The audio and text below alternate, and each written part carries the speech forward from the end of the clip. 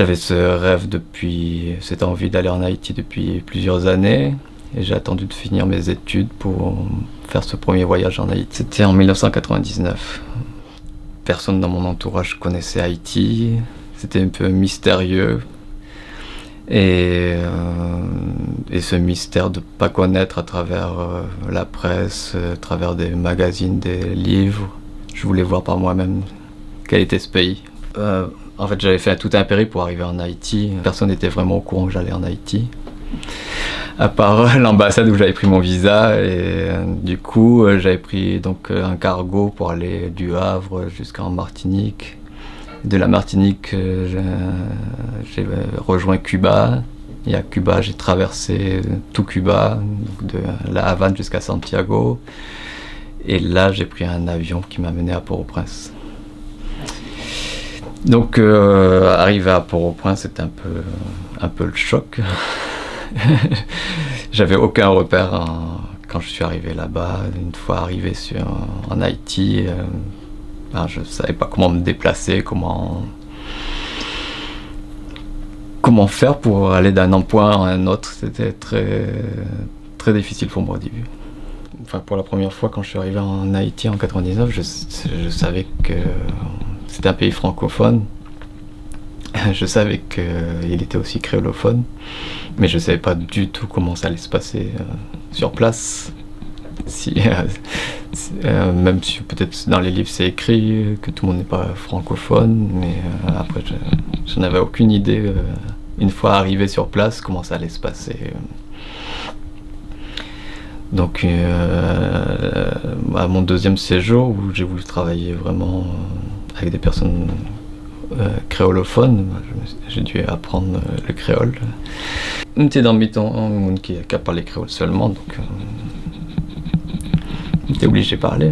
Enfin, le sujet d'Haïti a pris beaucoup d'ampleur dans mon travail, puisque je dirais presque c'est l'unique sujet, c'est autour d'Haïti, le rapport d'Haïti avec la France.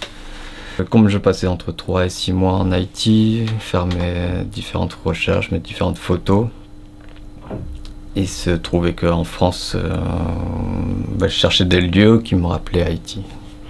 C'est là où est née ma recherche de noms de rues qui pouvaient me faire penser à des personnages historiques qui sont passés en Haïti, qui sont haïtiens ou autres. En fait, j'ai recréé des statues dans la ville. Je voulais recréer avec des comédiens des statues éphémères de ces personnages, comme Pétion, Simone Bolivar, des personnages aussi connus, mais avec des amis qui les interprétaient, des amis comédiens. Mais c'était plus aussi pour combler un manque quand j'étais pas en Haïti, surtout. Je photographiais essentiellement en Haïti. Je faisais presque exclusivement des photos en Haïti. Quand j'arrivais en France, quand je suis resté un peu plus longtemps en France, j'avais envie de chercher des rues qui me faisaient penser penser pas forcément dans le sens physique, mais où j'essayais de me retrouver. Je retrouvais Haïti.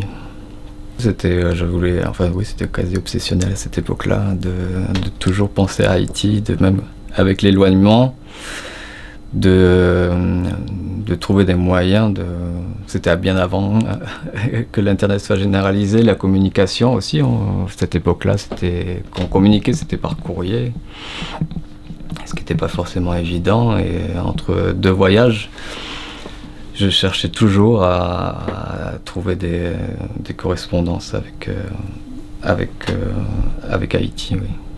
D'abord dans le choix des rues, comme je l'explique, c'était une rue qui m'avait beaucoup marqué au niveau de la rue Rochambeau, que je connaissais, donc qui m'avait interpellé. Après, des rues comme Alexandre Dumas,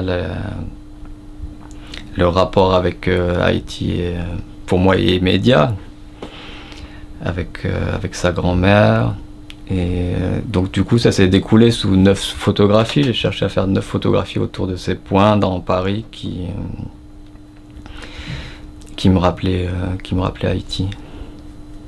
Donc c'était des comédiens que je prenais, et après j'avais tout un... Par rapport au nom de la rue, donc les noms de rue, c'est des personnages célèbres. Français pour celle que j'ai pris pour Bonaparte, ou le père là-bas. Mais aussi j'ai pris pour la rue Pétion, j'ai repris des références et des peintures qu'il y avait sur ces personnages-là. Et après j'ai remis en scène dans la rue les comédiens d'après ces références picturales.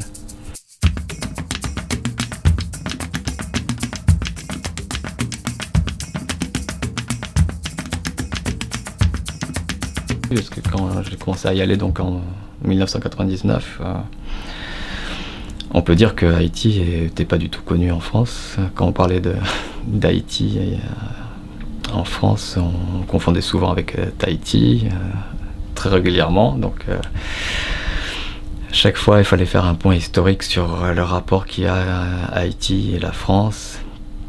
Donc il y avait ce côté-là quand j'ai collé des affiches. Et la première fois, il y avait ce côté de revendiquer de ce qui pouvait se passer en Haïti, et de le mettre sur les murs de la ville. Oui. C'est après, avec les années, que soit je rencontre des personnes qui ont vu ces images, par des coïncidences, je vois l'impact qu'il y a eu, et surtout dans les premiers temps, j'ai vu l'impact quand les gens posent des graffitis dessus, sur les affiches. Comme mes affiches ont une grande marge blanche qui permet d'écrire aussi dessus. Donc je voyais toujours des annotations, des dessins, donc je voyais que les gens passaient. Des fois on pouvait remarquer que la même personne était passée sur plusieurs affiches, avait marqué la même inscription. Des choses voilà, qui sont repeintes partiellement. Enfin, je l'ai fait par détournement. Puisque chaque personnage, quand je parle de la rue Pétion, pour un Français, c'est la rue Pétion ne représente absolument pas le Pétion en Haïti.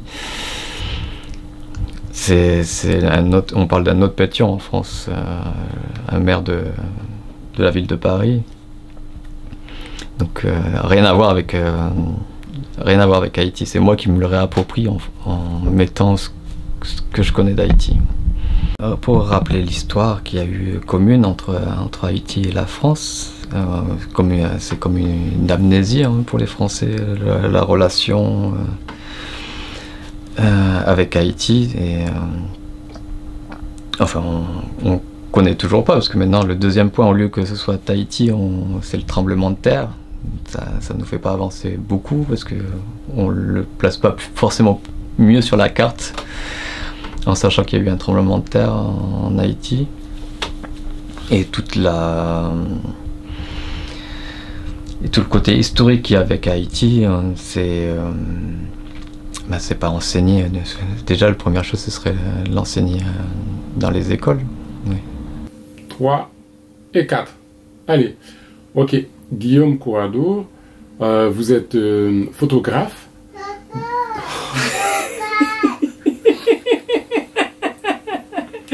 Tu vas la recommencer plusieurs fois, celle-là.